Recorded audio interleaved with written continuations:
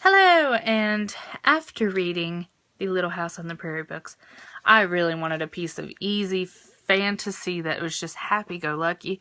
So I picked up Castle Hangnail by Ursula Vernon, and this book is so freaking cute. First of all, literal book cover, yay! I love literal book covers just because they're not overdone. They're original to each book, and I love that. And I want to know why we have more literal book covers in middle grade fantasy than we do in young adult fantasy. That's a good question. That's a good question. So, that being said, this was probably one of the funnest books I have read in a while. It's also probably one of the most original books I've read in a while. Because basically it's centered on this castle, and all these little monsters live there, and they can't keep the castle unless there is a master of the castle, which has to be either a wicked witch, a sorceress, a wizard, or I think the first one of this castle was actually a vampire.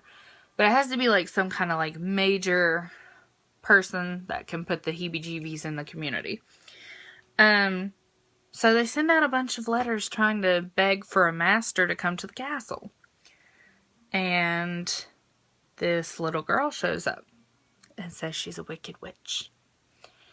And she can do magic, but apparently she's not trained. So slowly she gets all of the monsters of the castle on her side, and they all really, really like her.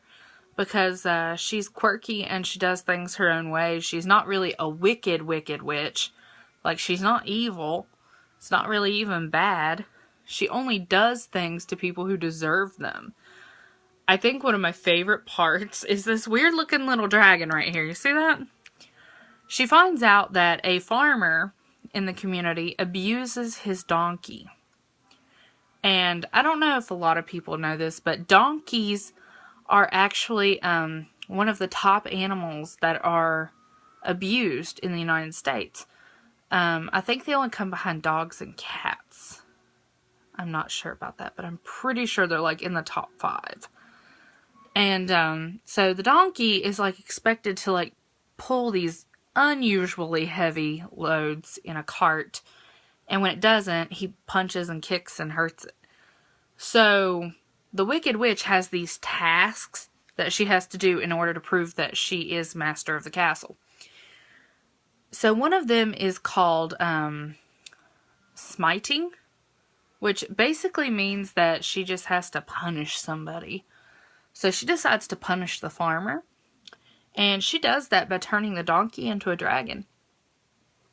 The dragon takes revenge and ruins the barn, and about sets him on fire and stuff. It's pretty cool. It's pretty cool. And it's just it's such a cute, quirky book. It also says that she has to gain the hearts and minds of the community. Now, the past masters of the castles, like, I think they use the vampire as an example.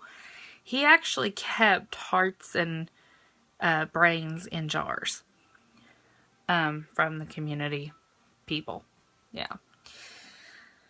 She, on the other hand, accomplishes the task by getting the community on her side. And one of the ways she did that was because the postmaster was like, "Oh, you did that donkey a favor. I really like you."